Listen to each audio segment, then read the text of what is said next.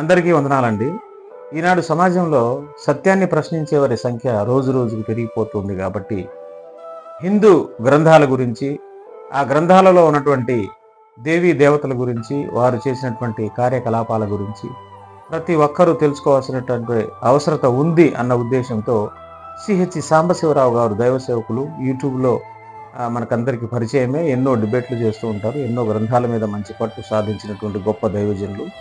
వారు ఇటీవల రచించినటువంటి 2 గ్రంథాలు మరి అందుబాటులో ఉన్నాయి. నేను వాటిని కొరియర్ ద్వారాగా తెప్పించుకోవడం జరిగింది.